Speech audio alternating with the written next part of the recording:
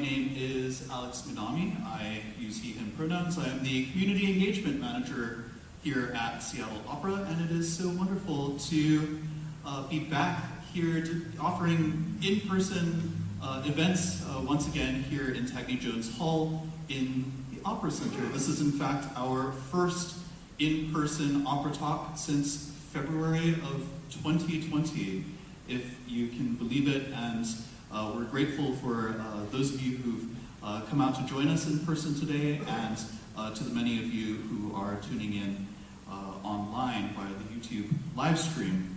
On the subject of where we're located today, I would like to acknowledge that the territory on which we're gathered is the ancestral homeland of the Coast Salish peoples, in particular the Duwamish people. We honor those who have been and continue to be stewards of this land, and we strive for respectful partnerships with all people as we search for collective healing and true reconciliation. So it's been 18 months since we had an in-person opera talk, like I said, and an in-person performance at McCaw Hall, and now we are finally coming back or resuming again with in-person performances. In fact, with the first production that we had to cancel, La Bohème, which was scheduled to be in May of 2020.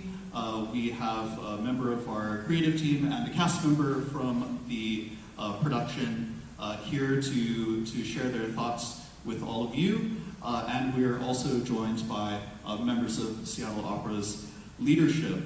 Well, the goal of this event is to take a moment to reflect, really. We don't often have opportunities to just hit pause and look back on the experiences of the past 18 months, because it's really been go, go, go, nonstop for a lot of us.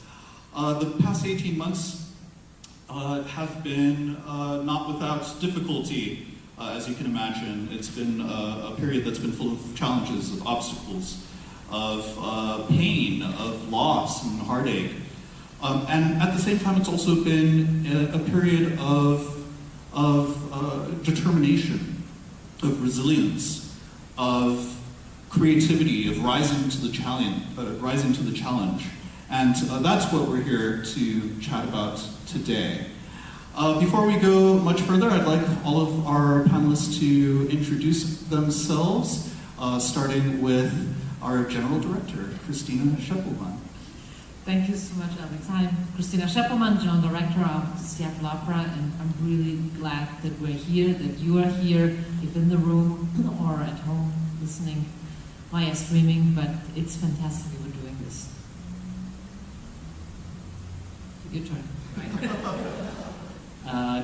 Good evening, everyone. My name is Doug Provost. I am the Director of Production for Seattle Opera, so my basic job is to put on all of the sets, costumes, lights, props, all those things. So I'm the department head that manages those teams, and they have just done a terrific job over the last 12 months during the pandemic to be able to put on the presentations that we've done. So I look forward to walking through that journey with everyone.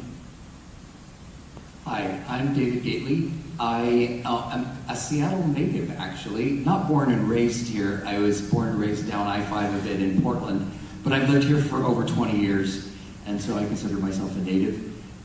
This is my fourth production for Seattle Opera, and it's great to be back after so long a time. It's really, really wonderful to be here. Thanks, David. Here I come. Hi, I'm Karen Vuong. I'm playing Mimi in La Bohème. And the first time I came to Seattle Opera was in Amelia as Trang. I played the oldest person, even though I was the youngest person in the cast. And I'm from California. Yeah, fantastic. Thanks to all of you, and thank you especially for being here tonight. Rehearsals are underway, so I know your schedules are very busy. All of our schedules are quite busy at the moment. I'd like to, we were joking actually before this, that this is a huge topic to be trying to undertake in the space of 90 minutes, but what we'd like to do is walk through some of those initial moments when we knew that this last season was going to look very, very different than what we had in mind. And if we could provide some insight into the decision-making process that went into the decision to stream the productions that we did last year, or to film them. Christina, I was wondering if you could take us back to maybe not the early part of the pandemic when things were all very uncertain, but this moment maybe in the summer of 2020 when it was looking like we were radically going to have to rethink the 2020-2021 season. What were some of the thoughts going through your mind at that time? I'm not going to share all of those thoughts, but basically what I was thinking early on, I mean, when we had to cancel Vuong, and it was clear that we could not perform given the circumstances, but what I was determined to do is continue giving something to our audience and not disappear completely and just sit and stick our heads in the sand and wait until the worst is over. This was not an option to me, so we started the Songs of Summer, where we did recitals over the summer, which we streamed. Those were at the time recitals that, of course, we had to had the singers record in their homes. And so that was the first sign of life after we canceled going out with that. And then what I did not want to do is just cancel everything. We don't have a large inventory of archival audiovisual recordings, so the only option was go forward and produce something new within the possibilities of the pandemic, with very strict health and safety protocols that we then discussed consequently with the unions, of course, and with everybody involved. But I was personally determined to continue the activity, to stay present, and to give something to our audience. And we did ultimately present all 5 titles in very modified versions, of course. The first one being the most basic version, because we did Cavalleria Pagliacci, just a few excerpts with Lexero Bianco, Gregory Kunde on the stage. We had a beautiful drop, a piano, and we just recorded just, which of course is not belittling it, because it was a huge, big step forward to say, we're going to do it. We will do excerpts of Cavalleria Pagliacci to give something of that title that we were supposed to do staged. And then the next one was Elixir, and fortunately David was the stage director for. Exactly. David fortunately agreed to do this, and the result was absolutely charming and wonderful, with scenery, basic scenery, some costumes, singers. We had various cameras, so it looked sometimes that the singers were close when they were not. Every time a prop was handed over, it was a different prop because we had to sanitize the other one. I mean, it was, we had a very, very strict protocol as to what we did, but once it became ingrained and everybody accepted it, also internalized that protocol, it became the way to do it. And it became for us a way to produce. So we produced a wonderful Elixir, Don Giovanni before we go on to Don Giovanni, because we'll get to all of that. I will leave Doug with the details also, but you know, every time it changed. Every production was different, yes, in a different place. Yes, it was almost like the ground kept moving from under us. Yeah, Don Giovanni was in the assembly area, Flight, Museum of Flight, Tosca, and in the St. James Cathedral, courtesy of Father Ryan, who let us do it there. And it was an incredible journey. But at the bottom of it all, at the base, was my thought to say, we will not stop. We will not just roll over and go to sleep for who knows how long. And we were really, I'm not sure if we're the only ones, but we were at least one of the very, very few opera companies who kept their season intact and found another way to deliver those titles. Not only did we keep the season at least intact as far as the titles are concerned, even very modified. But we also continue to employ people, from the singers to the director, to our crew, to our wardrobe and makeup crews, to our production staff was very busy, but we did. Yes, they were.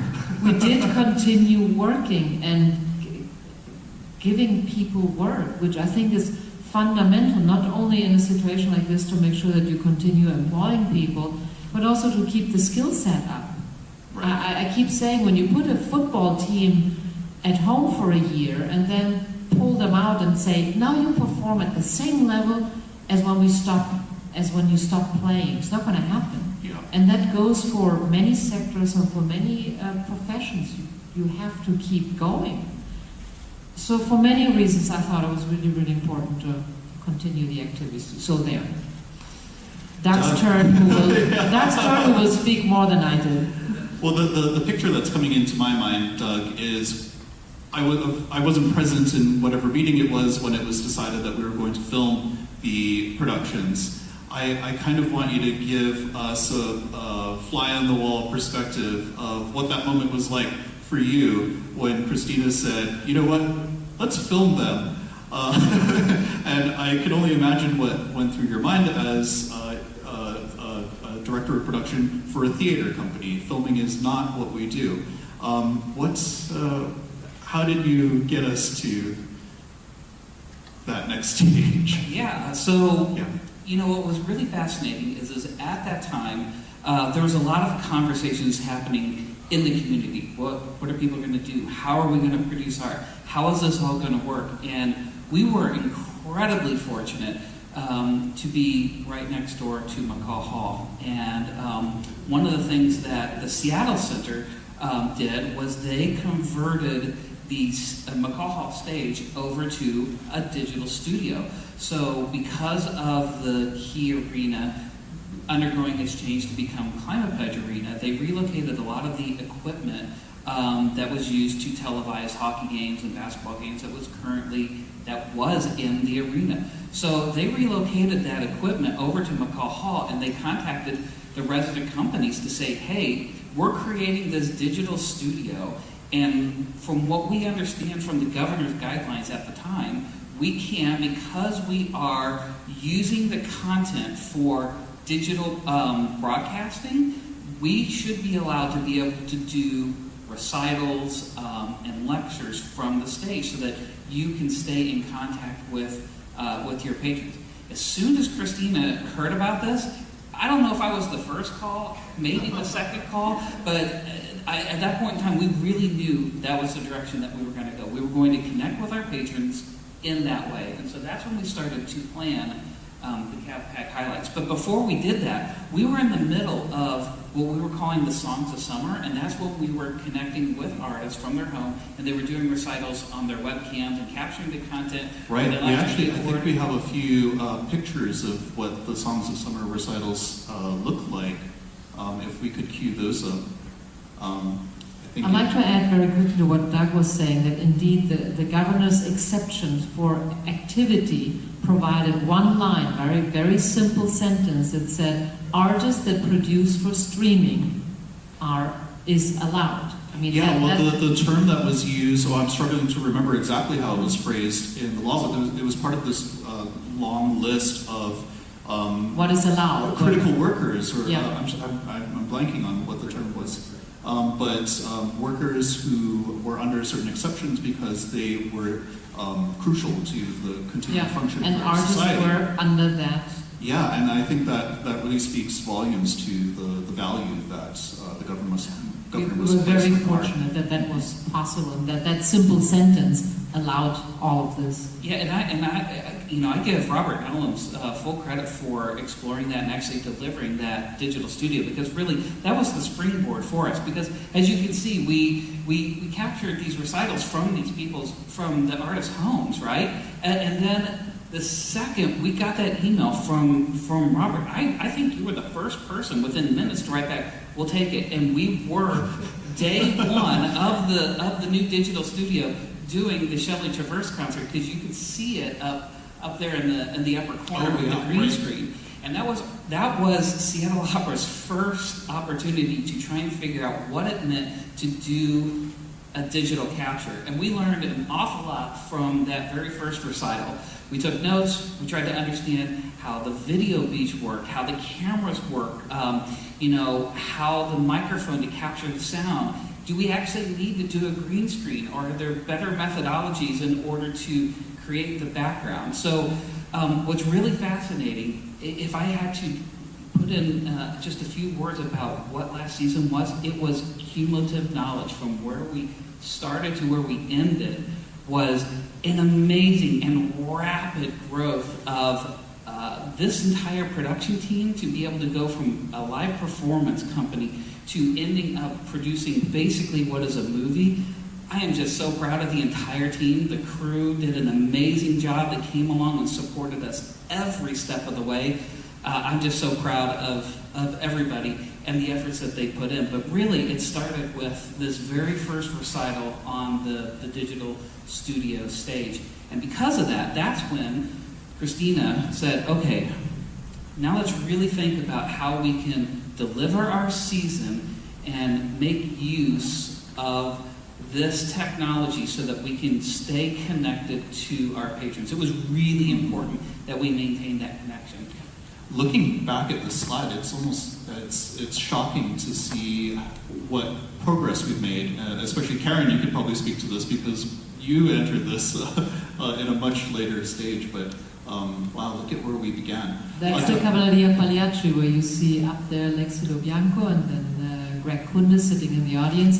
But that was our first step in trying, or actually in not only trying, but actually in delivering the season. That was the very first step of the season. Yeah, and what was really great is, like you can see in this lower corner, this is where we started to learn about video playback and the audio-visual capture, and figuring out how important it was to be able to review the work as we were capturing it.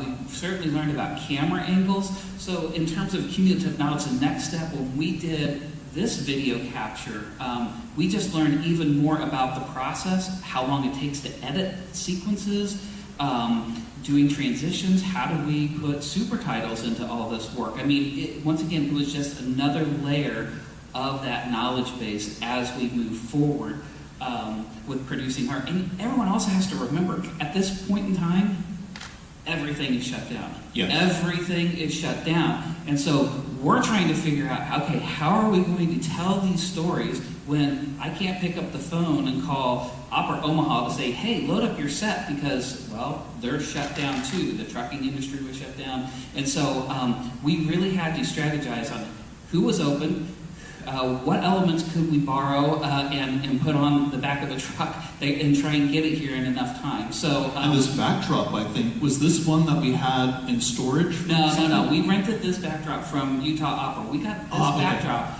when we started to, because Utah was still on a skeleton crew, had 2 people working, and was able to put a few things on the back of an LTL truck that was on its way to Seattle. And we're like, we'll take it. We're putting the stuff on, we're getting it here. So if we go to the next slide, we can see the Elixir. And so David, at this point in time, we hooked up with David to direct Elixir, and we started working about, okay, what can we get? What can we do to help tell this story? So I'm in the process of renting that first backdrop, and so I'm like, okay, Utah, you're still working.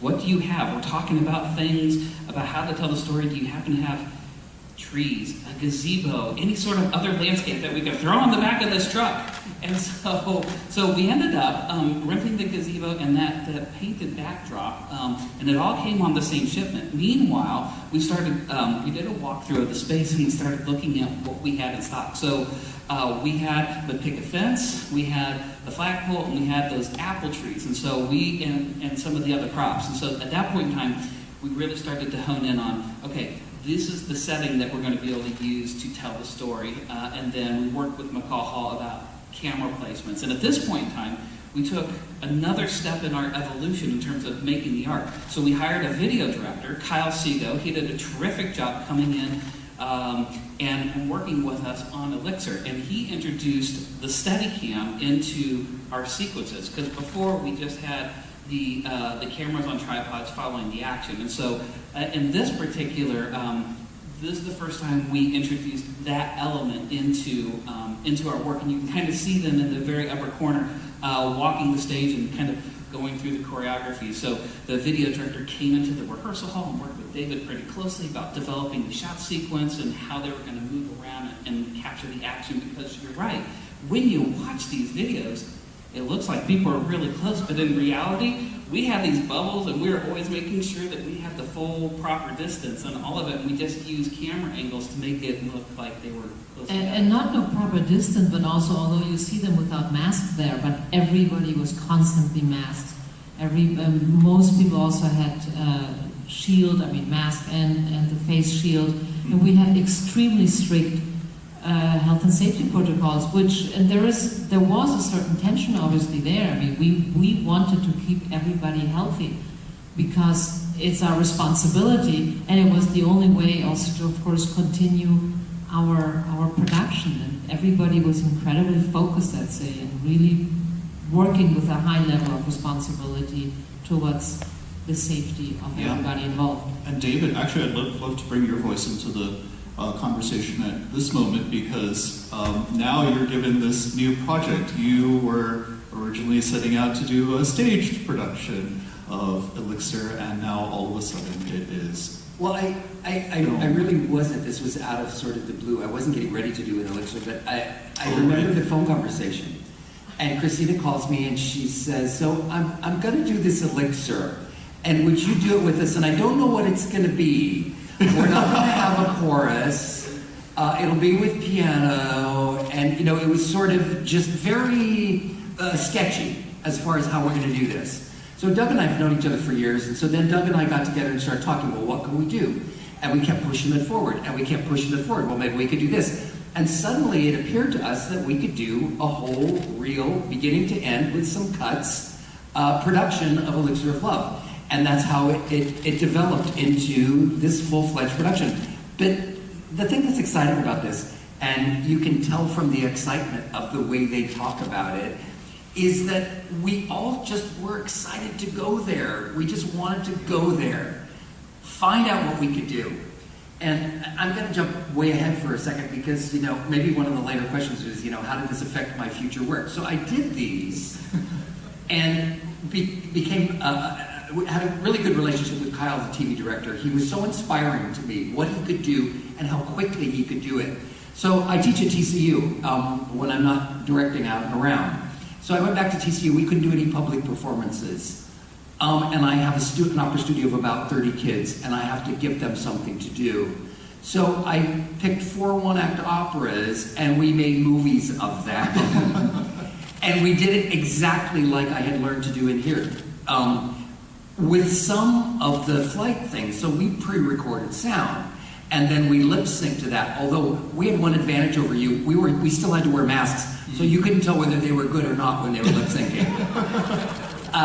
But we made these 4 amazing films. I had a friend in New York who does editing, and I wrote an editing script, and he edited them on iMovie. We actually photographed them with our iPhones. The students photographed each scene as we were doing it with their iPhones. It all went into the editing process and edited, and then he sent it back to me, and I put the subtitles in on iMovie. And I learned so much from doing this. Now, hopefully, I'm never going to have to do this again. I was going to ask, are you going to make a habit out of this? Or? No, I don't ever want to do it again.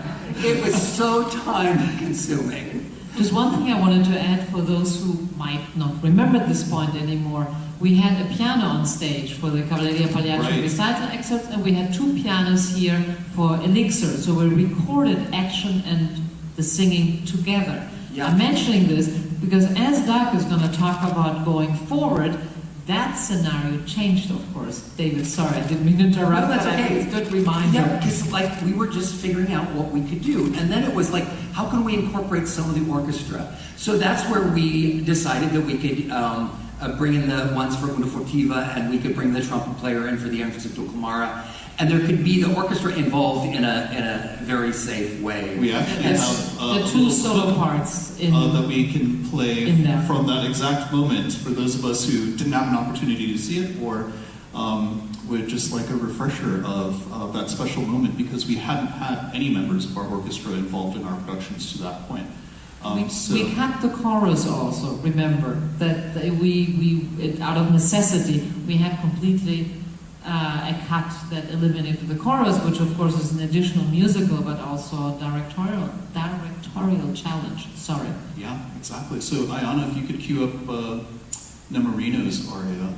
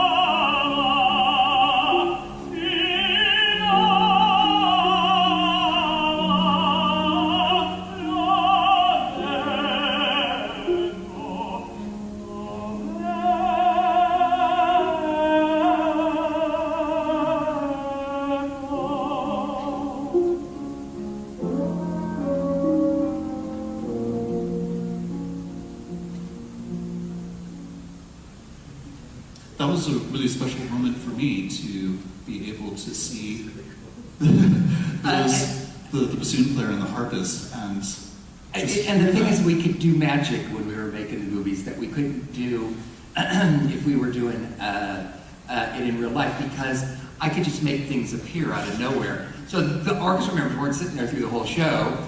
The show is going on, and it comes to this moment, and the camera is on him, and we cut. Those people get placed, and then suddenly we start the camera again at the same spot, and it opens up, and there's suddenly orchestra players there accompanying him. And we can do things like this all the time. Christina mentioned earlier, the protocols were very, very strict in those days, and you couldn't hand off a prop. I couldn't walk up to you and hand you a contract which you were supposed to sign.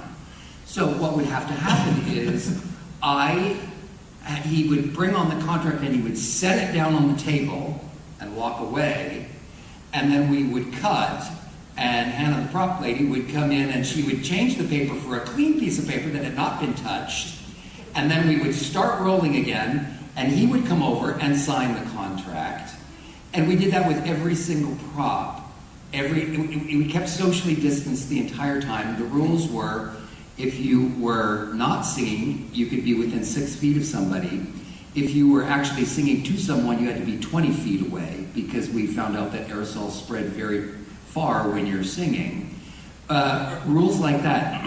One of the things I was particularly proud of is, so there's a scene where Nemorino in the second act, he's like, usually there's a whole chorus of ladies that are making all over him and hugging him and kissing him and all this stuff. And of course, I couldn't have anybody hug him or kiss him. And we only had one lady, Janetta, who represented the whole chorus. And so I devised this thing with a rope where he gets tangled in this rope, and she's like dragging him around the stage with this rope which I thought ended up being incredibly charming, but it was like out of necessity, you know, the mother of invention, as they say.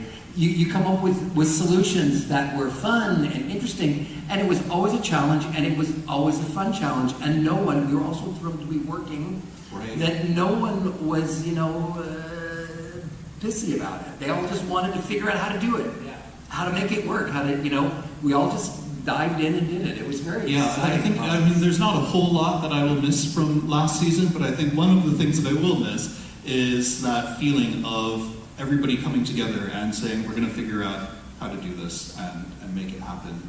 I'd be remiss too in just watching that video if we didn't give a big shout out to the tenor, Andrew Stenson, who was a big hero of ours over the course of last season. He was in 3 of our screen productions, and he's a hometown hero. I think he lives locally, and he came through the Seattle Opera Young Artist Program, and he's got this amazing world-class voice. And so we were really lucky to be able to have, I mean, Elixir of Love it's a tenor opera. Let's just accept that fact, and so you need to have somebody solid to be able to pull it off.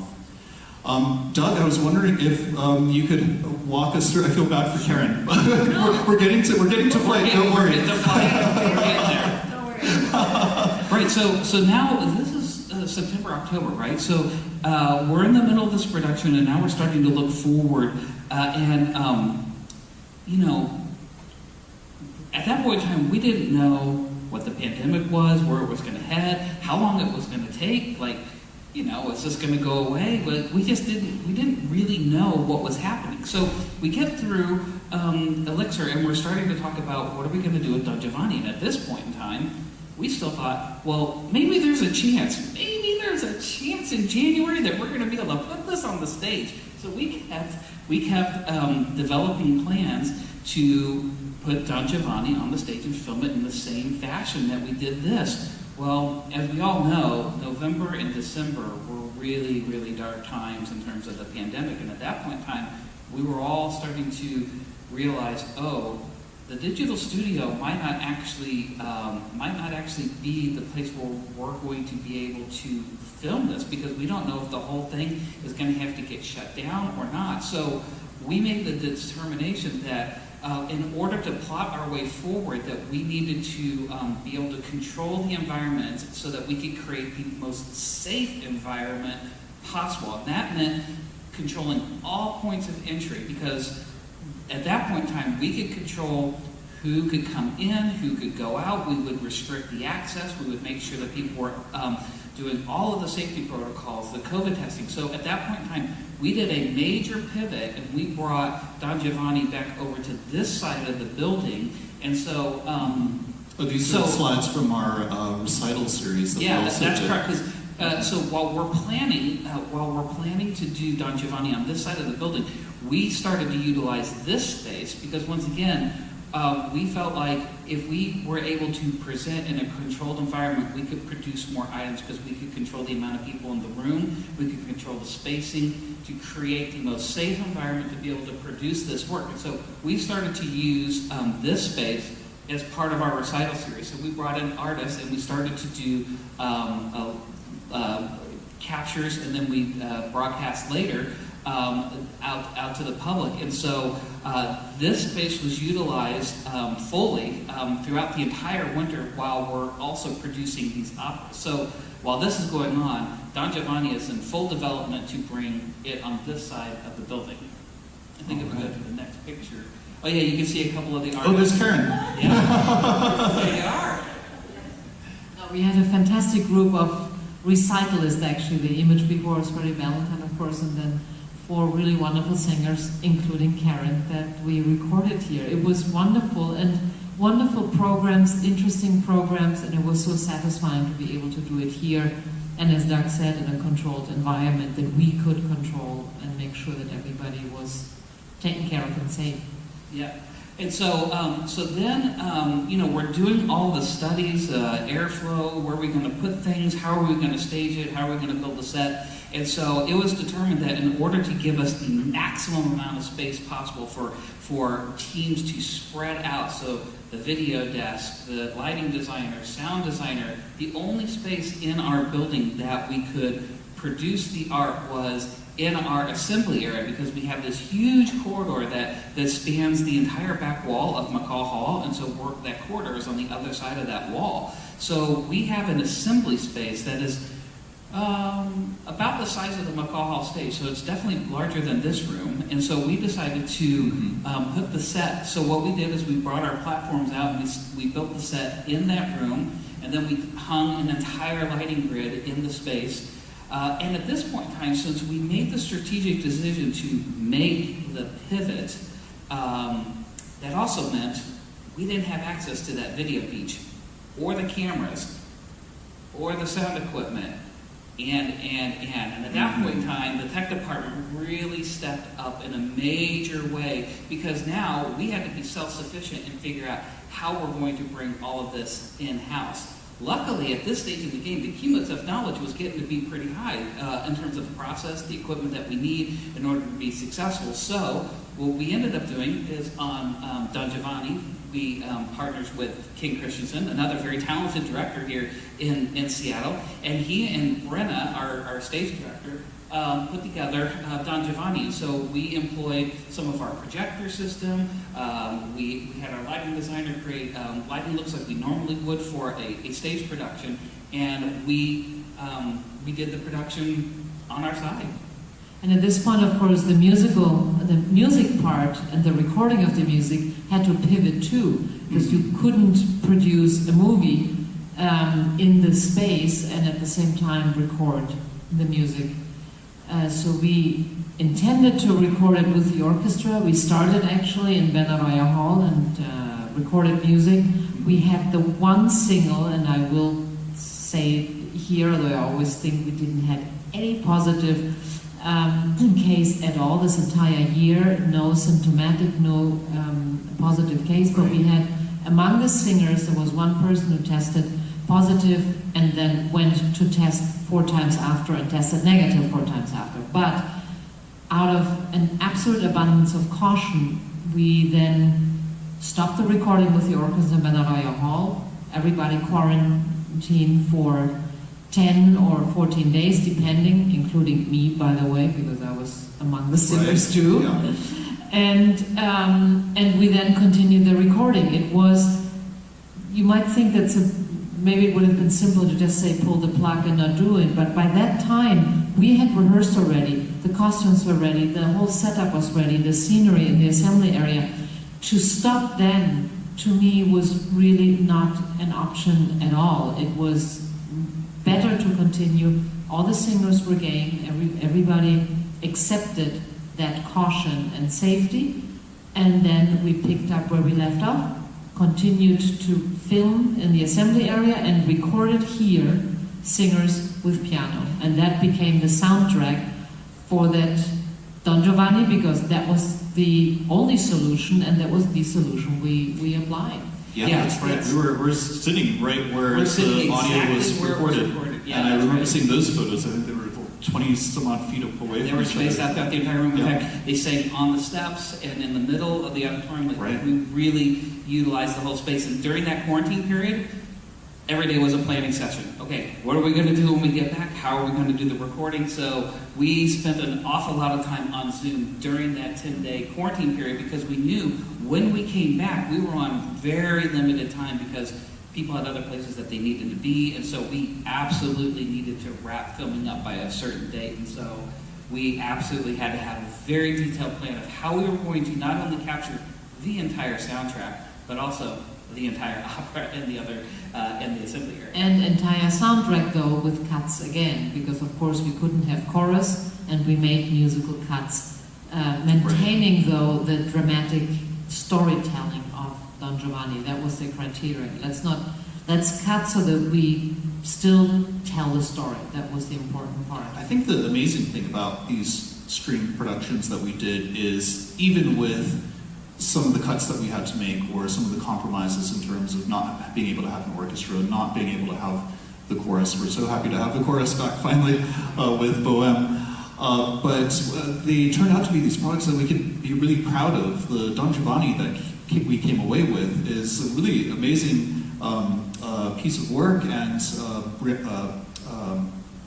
Brenna Corner, the stage director, I had a few conversations with her. It was amazing how willing she was to lean into the medium of film and use the tools that film gave her access to that she wouldn't otherwise have been able to use on stage. So at the end of the filming, I went up to her and I'm like, so Brenna, this is our third Giovanni together. And she goes, third Giovanni? I'm like, yes, the original one was supposed to be the one that we were building with Glimmerglass Opera. And that one got kicked out. And then we were supposed to do the one on McCall Hall stage. That got kicked out. Yep. And now we're doing this film version. So we reinvented the wheel 3 times. And we got it done, and we got it done on time, and it made it to our audiences somehow. Yeah, luckily the singers could stay. I mean, all the singers with the quarantine were able to stay, and we were very fortunate. Allow me one question, and Sure. David, actually, about the chorus. I mean, because we also cut, of course, the chorus and Elixir. Was it musically for you? Because, I mean, the chorus has a role in every opera. Was it a little bit difficult to imagine to tell it without the chorus? The only real problem was that scene that I discussed where the women were supposed to be with Nemorino. The other cuts are pretty easily excised in that piece. It's not so integral. I don't know, for instance, how you do Bohème without the chorus, because Act 2 it's just too integrated between the principals and the chorus. But the chorus really acts like a chorus, so you could excise those. And I love, at school I have a black box theater, so I do intimate versions of all kinds of things. So for me it was just going there with Elixir and just kind of making it a little intimate story with these people.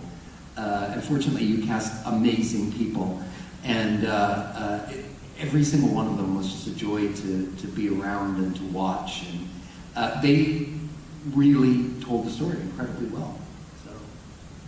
Okay, so we're midway through last season now, Doug, and there's a big shift that happens between Don Giovanni and Flight, which was the next one on our calendar. That one was filmed on location at the Museum of Flight, who've become great partners of ours since then. So how did that decision come about? Maybe this is a joint answer between you and Christina. Were you pushed into it? No, this is great, because once again, we have to rewind the clock, okay? So early on in the pandemic, we didn't have a crystal ball. We had no idea. We literally had no idea how long was this going to last. And actually, this was in the middle of I don't know which peak it was, I guess the third peak or something of COVID, and it was really bad. Yeah, so right around Elixir, we started thinking, okay, well, we need to start thinking about post-December. We're probably getting back into the hall. Once again, we're thinking we're doing Don Giovanni on the stage at this point. We also said, hey, wouldn't it be nice with Flight, if we can't invite a huge audience back, maybe we look for another place to be able to do Flight. And we didn't quite know what that would be or what that would look like, but Christina was like, well, maybe what we need to do is an outdoor concert somewhere, like use a parking lot and set something up and sing something in a big outdoor space so that we can get more people in. At that point in time, we said, okay, well, let's go to the Museum of Flight because they've got a really big parking lot, and let's go and see if we can do the concert out there. So we met up out there to take a look at the concert, and Matt was kind enough to show us around and show us the parking lot, and that was our primary purpose. Matt Hayes, the president. Matt Hayes, yeah, who's also part of the Cultural Roundtable, because Seattle Cultural Roundtable, I saw him every week when we had our meetings, commiserating, and so at some point we had approached him. Right. So we have 3 people in the entire Museum of Flight, Matt, Christina, and myself, and we're just walking around, and we look at each other and we go, maybe this is where we do flight. Well, I don't know. We'll just have to see how that goes. Well, sure enough, as the pandemic went on and we actually started to think, okay, well, if we're going to pivot, maybe we need to revisit that idea. We also were thinking at some point to do it inside the big hall. So have the action on that staircase, have the orchestra down on the floor, and then audience basically under the Blackbird plane. That is my favorite plane in the Museum of Flight. But, you know, as we move forward, we realized having orchestra in there, having an audience, it just wasn't an option. That was not going to work. But doing it in the Museum of Flight was an option, and Matt Hayes has been an incredible collaborator there and opened the door and said, yes, please, you know, do it here. And I remember at that time there was a great deal of uncertainty about whether the COVID regulations would be changing in light of this massive new peak that we had entered into, and there were question marks about whether we might even be able to proceed with this concept at all, and fortunately things were secure enough, I guess, or the ground hadn't shifted under us for us to at least be able to move forward. Also, the space is so huge that it allowed us for every possible distance you wanted, and there were doors directly to the outside, so also for the lunch breaks or for, you know, being able to take a break from being inside with the mass. It was easy to go out, but I'm sure Karen can tell us more about her experience. I do have to say also, because I was just an audience member for that, I just watched the stream, I thought that using the orchestra and the conducting Vishwa and the cast, I thought it was a stunning musical thing. I was so thrilled to be hearing, because that orchestra is enormous and thrilling to listen to. Actually, I thought it added an incredible other step to what was going on. I couldn't agree more. We've got a little taste for you of what that production was like, in case you missed it or in case you'd like a refresher. My colleague Guyana will be able to cue that up here in just a minute.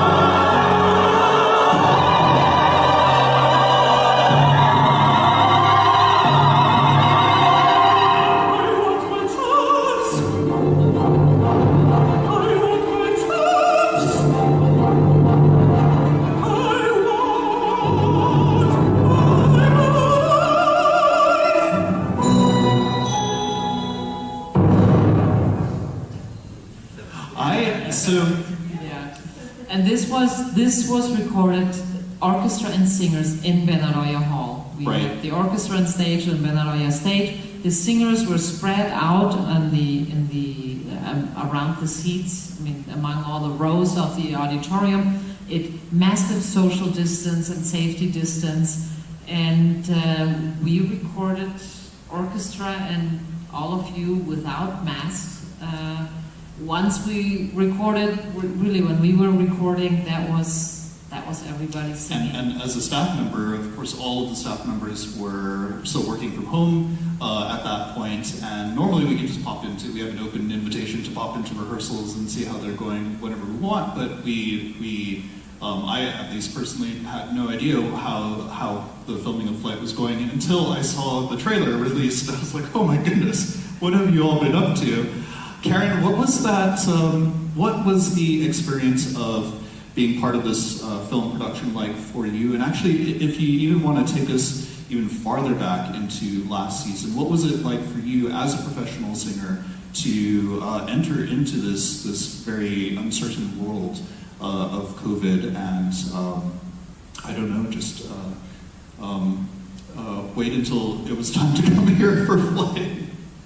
It was kind of like, well, I'm from LA, so it was kind of like waiting in traffic on the 405 during rush hour, and you're just kind of like, are we going to move? Are we going to get there? Okay, should we just, oh. And then when we got word that it was happening, all of us were like, whoa, okay. The piece is very difficult musically. And so it was actually really great to be able to pre-record it, because it gave, I think it's probably one of the most accurate versions of the opera musically and rhythmically. And it's because it's so reliant on everybody knowing their part really, really well. The recording process, well, we went into it not knowing what was going to happen. I'd only seen like the old Zeffirelli films for like recorded operas and stuff, and then like, you know, the Les Mis, the Cats movies. So we were like, is it going to be like that? And the recording was really interesting. We were really, really far away. But at the same time, it really kind of took a village, because we also had Phil Kelsey in the middle listening to everybody and telling us, because we were getting, we had to be so far away from each other that sometimes we would get Doppler effect. And so we, the singers, have never stared at the conductor so hard as and we were staring at his back. And so we're just staring and singing what we think is correct. And Phil just goes, yes, do it again. Phil's our longtime assistant conductor here at Seattle Opera. And I thought Brian did a great job putting it onto screen. It was new for all of us. I mean, a few of us had already done like recorded productions, but we've never done film, where you get your own camera and you get to live out your MTV music video, camera one, camera two. Is that what it felt like? Did it feel intimidating to have this? It was. It kind of feels intimidating right now. Yeah, look at the camera. But it was really interesting, and everyone's creative juices were just flying. Right. And it was like, okay, suddenly everything was so much more concentrated. Suddenly the acting was a lot more specific, and because of film, we got to go back and do it again. So you really get to like amp up as everyone keeps going. There were a few things that were kind of interesting. The piece itself, I'm going into another question probably. The piece itself is an ensemble piece. And a funny thing that happened was all of our scenes we would shoot little vignette scenes for each part. And so in the rehearsal room, when we were pre-staging everything, we were all together, super far apart from each other again. And our controller was in the room with us all the time, because she's always singing the higher line. And then once we got to filming, all of us were like, hey, where's Charlene? And none of us could find her. We're like, was Charlene coming today? And they're like, oh no, we recorded all our scenes in the control tower. She's already flown home. This is Charlene Joynes. This is Charlene Joynes. Soprano, yeah. And then we'd hear her voice over the speaker. But it was really interesting to be able to cut, and then we would shift, and they would say, like, this is your camera, this is your camera, this is your camera, play to those cameras. And it was a really fantastic experience. Like, it was unlike anything I'd ever experienced. But I thought it was so cool, because the end product, I was able to tell like family and friends who wouldn't be able to come to the opera house, or would be like, oh, I don't feel like taking a flight. They were actually able to come to watch via the internet. And I felt like it just reached such a big group of people, and the message it was giving was spot on. I just really enjoyed the experience. Yeah, and actually the composer and librettist were able to tune in as well and send feedback about how much they enjoyed it, which was really, really cool. I was relieved, actually, because if you sent this to a composer who was not part of anything, you go, oh, I hope he or she likes it. And composer and librettist, the librettist also, she wrote us too, and it was with great, great positive reaction. They were so complimentary. And it's a relief if the composer and the librettist give you that thumbs up. You go, ooh. Yeah. Yeah, I just kind of want to go back to some of the ideas I was saying before about cumulative knowledge. So this is Kyle's second work with us. So, we first started to get to know Kyle with the Elixir of Love. So we invited him back, and so he was the director, the video director for that, and he did a brilliant job on it. And also, Rob Whitmer, he is just a brilliant sound designer in this city, and we're fortunate enough to be able to use Rob on a fairly regular basis. But during Don Giovanni, he was in Benroya to record the entire soundtrack, and then during that 10 days, he's trying to figure out how to record this Don Giovanni soundtrack in here, but then he recorded it. He recorded Flight and Tosca. So, just a big shout out to Rob and what he was able to do with those multi-track mixes, because the thing that people don't realize when we're talking about that scene work, Rob had to work with the director, the video director, to make sure that he broke up the soundtrack exactly what they were going to be filming on those days. So he would take whatever that shot sequence was, and he would make sure that he pulled all those tracks and had them queued up so that we could just quickly go from scene to scene, or if they had to do a retake, he had it queued up, because you're right. Phil was on headphones, and he was listening to the soundtrack to make sure that the lip sync was happening. So he's watching the video monitor, right? Because it's really hard at this point in time, because you have the speakers playing the music so that they can lip sync. But the problem with that is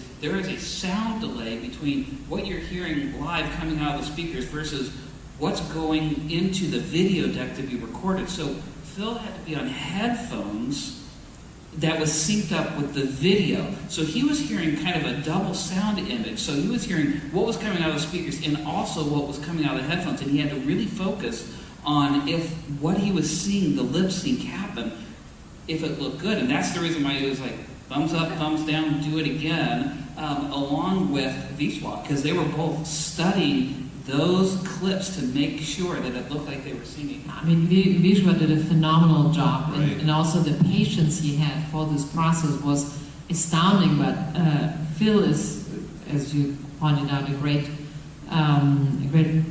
member of the music staff and assistant conductor. But Rod Whitmer, I mean, a sound designer, a sound engineer that doesn't do it justice as to what he does, because he also is a musician. He reads the score. He knows every line. He studies it with the full score and really is aware of every single instrument doing what in what moment, which is the only way he could really sync it up the moment you needed the music to film, is making sure that he has it all lined up correctly so that when somebody hits play, it's the right music at the right second. But What was that like? talk about the lip syncing. I still remember they sent us the edited tracks so we could practice in the bathrooms of our hotel rooms. It just goes to show you, like, it really took a village to actively put this on, because of the social distancing.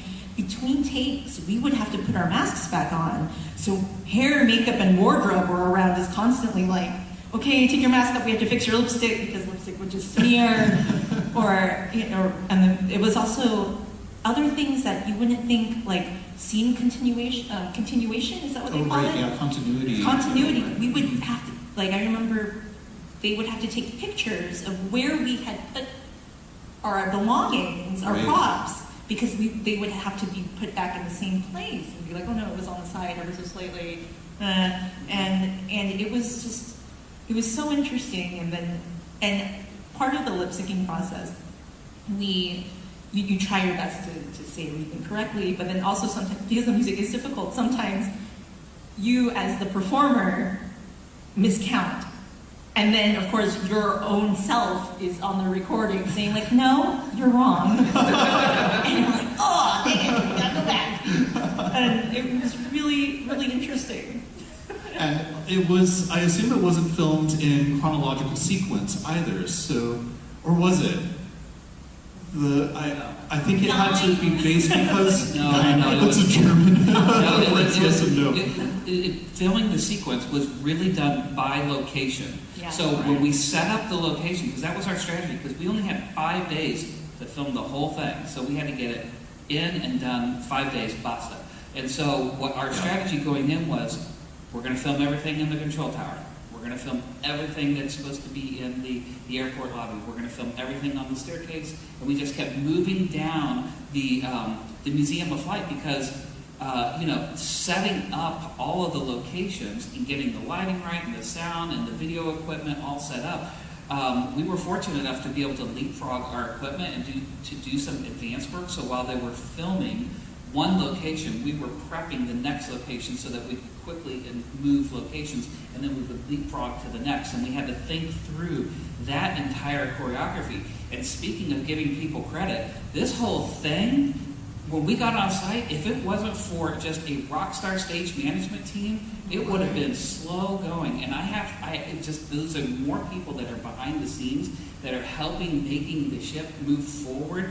The stage management team last year did an incredible job. Yasmin Kiss, as the production stage manager, she did excellent in terms of organizing, talking through with the stage directors, trying to figure out what the shot sequence were going to be so that that information could get communicated to the video directors so that they understood what their shot sequence was going to be. It was, once again, it was a village that made this whole thing happen. And location dictates the sequence, also in movies. The lighting, well, we now had to deal with natural light. We couldn't Yes. really control the lighting either, so. But in general, also any big movie, just, if you have to film, I don't know, in Italy, well, you're going to do all the shots first in Italy, and then you move God knows where. It's the location who determines the order of filming. Yeah, that's so fascinating. I want to make sure I keep track of time. Oh, sorry, I don't want to put if you've got a thought. one other really interesting story about flight. So we were scheduled 5 days in the Museum of Flight. Well, once again, we are very vigilant about our COVID protocols. We had a member of the crew not feeling very well. And at that point in time, we decided, we are not doing the 5th day in the Museum of Flight. We're pulling out all of our gear because at this point in time, we couldn't risk exposure to the staff at the Museum of Flight that was allowing us to use the space. So at that point in time, we yanked the final day of filming, which was supposed to be the nighttime sequence when they're falling asleep during the storm. Like, they're shut in, they can't escape because the airport's on lockdown. And so we had to figure out, okay, how are we going to tell that version of the story now that we have just left the Museum of Flight? Where are we going? So we scouted this building to finish up the sequence, and it turns out we ended up filming the final sequence down in the costume shop because it had just the right size wall and the overhang that we could use as part of the airport. And so we brought all of the props and the furniture that we used at the museum. The museum was gracious enough to allow us to bring some of the airport furniture along with us so that we could finish the final shot sequence. So we actually filmed that last day here. The person that gave us that red flag said, let's watch out, turned out to be negative and was not sick at all. Not sick at all. But again, at that point, abundance of caution was necessary and paramount. I was here that day, actually, when you were filming that sequence in the costume shop. I happened to be here in the building. It was one of the very small handful of times that I was in the Opera Center last season because I was doing, I think it was an opening night Instagram live interview with, what's his name? Don Giovanni. And it was opening night of Don Giovanni, and I was looking down and I was seeing all of this filming activity happening for Flight. I was like, what month is this? But that shows you what how much we had to rethink our calendar, because now we had to factor in half of the time as post-production before it could be viewed. Doug, I was wondering if you could take us through to the end of the season, and we'll eventually turn our attention to questions from the audience. And on that subject, I'd like to, if those of you who are tuning in online would like to post a question, there should be a comment feature on the YouTube live stream. So go ahead and pop your thoughts in into that comment box, and we'll collect those and come to those at the end of our talk here. So we had a lot of learnings from the experience of flight, and we were able to apply them. Learn flexibility. We've always done it that way is a sentence I'm not a great fan of anyway, and this was really, every day was something else and something new, and every day was amazingly flexible and willing to adapt and do it differently. It was, and that's how this all came to pass. Right, so we're starting to wrap up flight, and obviously we're looking into the future going, okay, what do we want to do with Tosca? So the Tosca creative team, we assemble on site and say, okay, so in terms of telling the story, let's start to scout out some locations. And we were actually originally thinking that we would use this building to help tell the story. So we did a very long tour of this space, and they started to formulate ideas of where they could put certain things and stylistically how that was going to work. And then I called up Christina and I said, what do you think about maybe touring the cathedral and seeing if that's a possibility? What do you think about doing another on-location film shoot? And she said, do we even know if it's available? And I said, I don't, but we can certainly make a phone call. And so we reached out, and it turns out they were incredibly interested in this partnership, and so we organized a tour with the creative team, and they toured the space. And before that time, I said, well, I think maybe Act One could be here, and maybe Scarpia's office could be in that space over there, and we could use the courtyard for the final act. And so they kind of walked around and started to daydream, and all the stars aligned, and then Father Ryan was terrific about allowing us access to utilize the cathedral to film our sequences. And I think he even gave us the keys and said, yeah, just make sure you lock up when you're done. Yeah, that pretty much, actually. Luckily, Father Ryan is a big opera fan. That helped. Well, and he even made a cameo. Yes. Oh, he did? Did he? I missed that. Oh, Yes, okay. it was towards the end. He basically went to Cavaradossi in prison, and for his confession and giving his last rites, which of course Cavaradossi refuses. And so Father Ryan made this little appearance of going in and then going out again. Yeah. With the old prayer book, an old, I think it was an 18th century antique book that he used also for the scene. It was amazing, and he was wonderful in his support. Yeah, it was really terrific. And what was interesting, once again, cumulative knowledge as we're going. So we learned an awful lot when we did the Museum of Flight of how to do an on-location filming shoot. The biggest difference was in the Museum of Light, we could set it and forget it. Like, we could set the thing up, start to film, and go home for the night and come back, and all of our stuff would still be there, right?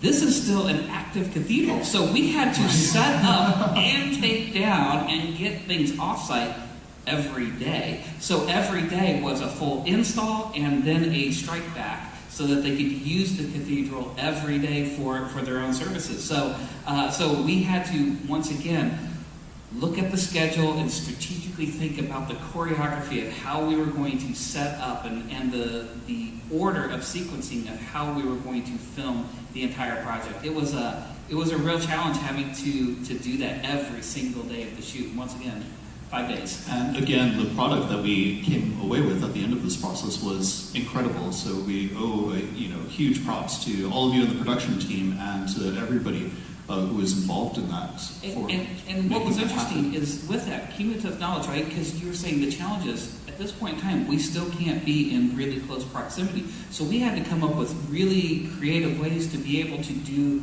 embraces and things of that nature, the Te Deum. And so what we ended up doing is we went back to the assembly area and we hung a screen and we backlit it.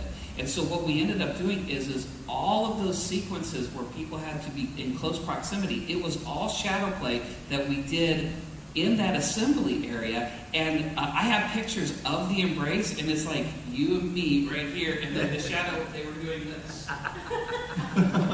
They were 3, 4, 5 feet apart.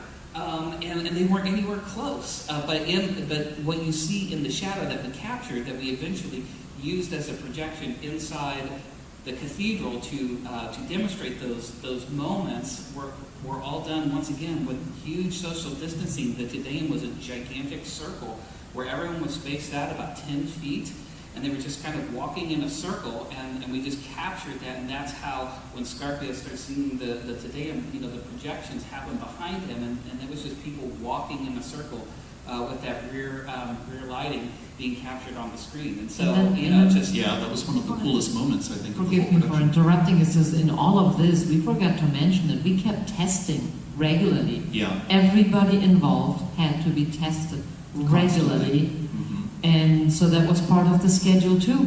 Yeah. That the time that it took for everybody to get tested. In the handful of moments that we've got remaining together, I was wondering if I've got two sets of questions. One that I'll ask you, David and Karen, and the final for Christina and Doug.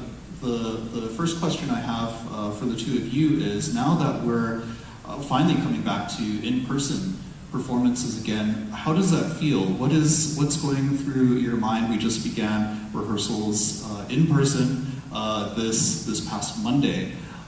So who'd like to take that one first? First of all, you have to know it's thrilling to be back. I mean, everybody is so excited to be in the room and communicating with each other again.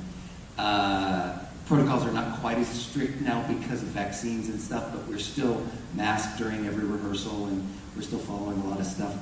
And I do want to add one little anecdote. So Elixir started off with a phone call from Christina, and then last April I got another phone call from Christina, and she said, "So I don't know what this poem is going to be."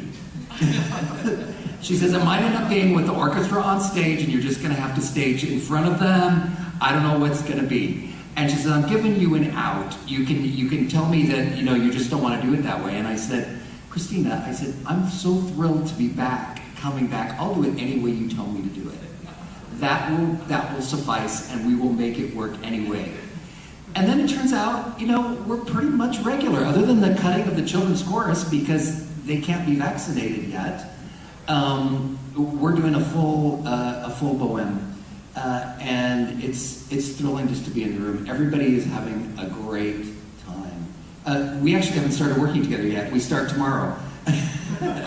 And we have, as far as vaccination is concerned, everybody in this building, everybody involved in the production of Vuong is vaccinated. Everybody in the pit, audience as well. Everybody in the pit, the chorus, it's a reduced chorus, the soloist, everybody in the crew, there's an absolute vaccination mandate, and that gives certain safety also, and makes it really possible for everybody to be excited to be back together, still with some safety protocols, of course, that we have in place, but that, to me, is thrilling. You didn't ask me, I know this. To me, it's thrilling. I can tell you, when I first heard the orchestra last spring in Don Giovanni with them was cut short, and then we did the flight, it was so fantastic to hear live orchestra and live singing. It felt incredible. And now to be here and start going, I so much want you guys to have a great time and make it safe and possible. How are you feeling, Karen? I'm really excited. I mean, I think we can all agree there's a certain spark that only live theater can give you, where it forces you to be completely present at that moment of time, because whatever, it's a let the chips fall where as they may situation.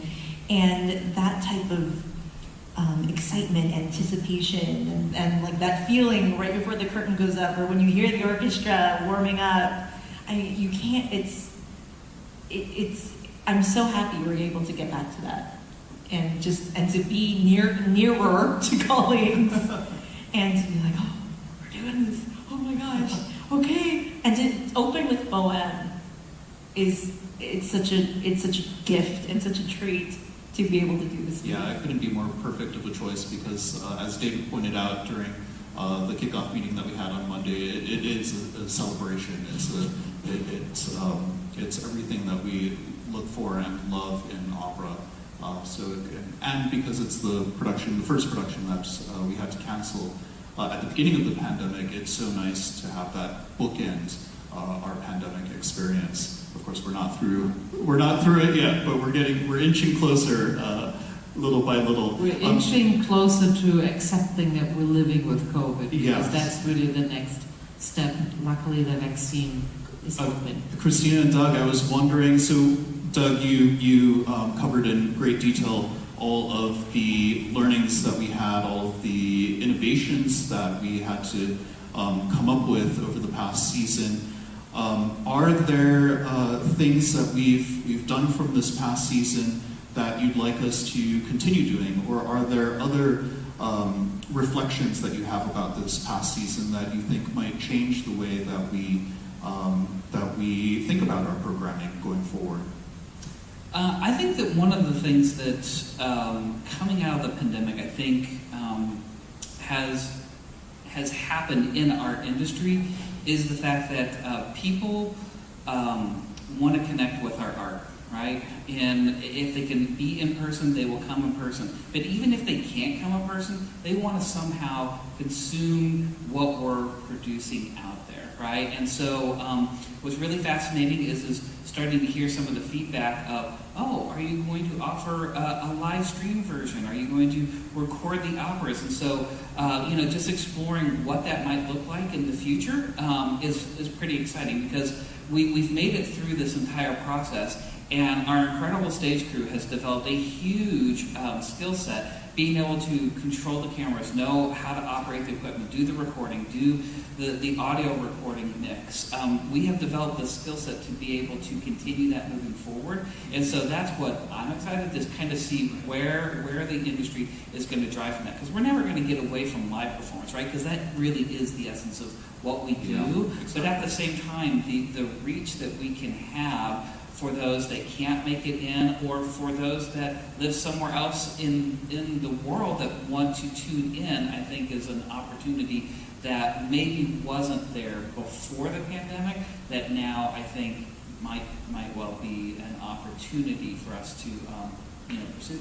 Yeah, that's very exciting for me to think about as well. Christina, what's on your mind? And let's also remember that we have had a lot of these outdoor concerts throughout the pandemic. We had some early in June, and then we had this big Vuong concert that was a huge success and really kind of changed the way that we thought about where opera can be delivered.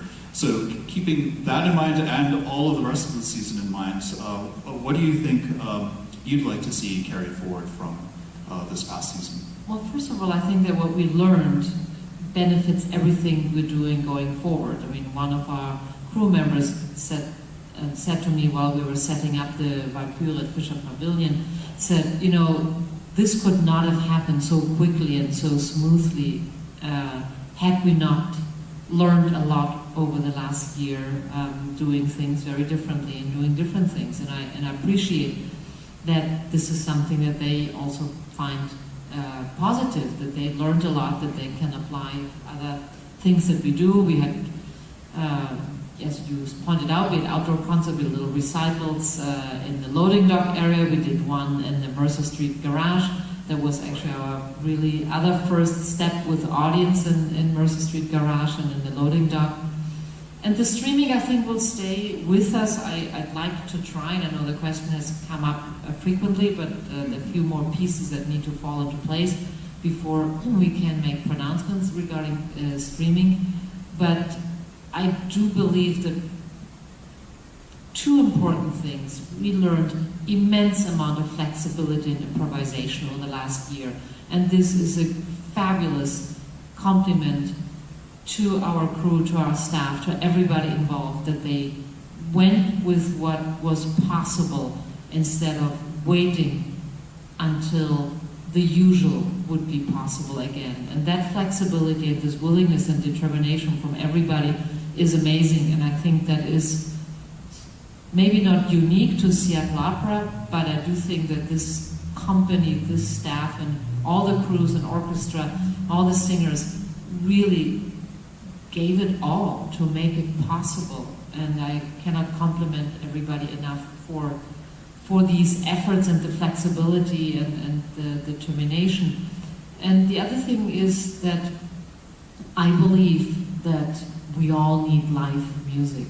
Right. As much as we can do streaming, because some might not be able to come to us, or are not ready yet, or are further away, that's great. But I think we, as humans, need the live experience of music, of theater, of sports, of anything. The energy, the collective energy of audience and of the stage to the audience and then back to the stage is something that is, I believe, utterly essential and a necessity, and nothing can replace that. And it's nice to have a live in-person audience to hear those words for the first time in a long time. And we're continuing to innovate and adapt. For example, we're learning how to live stream events and host hybrid events as well. And speaking of the live stream, I was wondering if we could turn our attention to the audience and first start with any of the questions that we may have received over the chat. And if you're still thinking of your questions, go ahead and type them in now. And it's looking like we haven't received any just yet, so I was wondering if anybody in the audience had any questions. And of course, normally we would be able to put a microphone in front of you so that you could ask the questions, but times being as they are, we'll just have to ask you to use your lungs and I'll repeat it into the microphone here. Are there any plans for another opera in the park next summer? The question from the audience was, are there any plans for another opera in the park next summer? I would love to do something like this again. Thank you for the question. This year was, of course, a special reason because it was coming back to live performance with an audience. I'm very appreciative that our Konstantin and Robert Nellum said in their little address to the audience before the concert that we should do this every year. My microphone at this point was switched off already because I was lifting it to say yes, absolutely yes. But it would need some collaboration because setting it all up is a significant expense because you have to build it all. You have to build all the setup with the microphones for the orchestra, scaffoldings, lighting equipment, audio, video. Everything has to be set up because there's nothing there, and that requires manpower. And if you have limited amount of time, it's a lot of manpower, and that means that you have also a budget for this manpower. I very much would like to have this conversation with Robert and also with the city and see if we can do something that is not just us, but there are other institutions, organizations at Seattle Center, and maybe something could be done, a stage or a setup could be planned that could be then shared by more than just one organization. That's a bit the direction I'm thinking. We'll see. It was an amazing night. Yeah. I mean, it was just absolutely incredible. It coincided actually with my 15th anniversary of living in Seattle, so I'm a long-time Seattleite, I guess, now, along with David, and I couldn't think of a better way to have celebrated that milestone. Any other questions that we have here in the audience? And it's nice to see some familiar faces as well. Well, hearing none, going once. Oh, Judith, go ahead. We have in our audience conductor Judith Yan, who was our conductor for An American Dream a few years ago. Go ahead, Judith.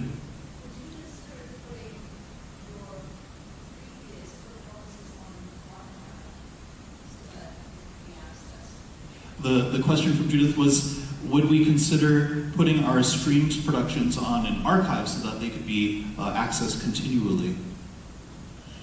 Yes, I definitely would. It's a conversation, of course, also with the unions because everybody involved has rights in it, which is fair and is the way it is. I would like at some point to have the Songs of Summer, the recitals we recorded here and everything we recorded on our website in an archive kind of tab. Basically, it is an intention, and we'll see when we get there. And I'm confident we will, but one step at a time. But thanks for asking that because I very much would like this to happen. Yeah, fantastic. And it seems that's all the time we have for today. This was so much fun. I am so glad that you are not these little squares in a Zoom webinar, that I can talk to you in person. I know we were chatting before we came out here. That's why we're a little late. We were chatting about single malt whiskey. And we were eager to tap into our reserves there. But no, in all seriousness, thank you so much for spending this evening with us. I know how busy each one of you are, especially now that we are back to doing what we do best, which is performing in person.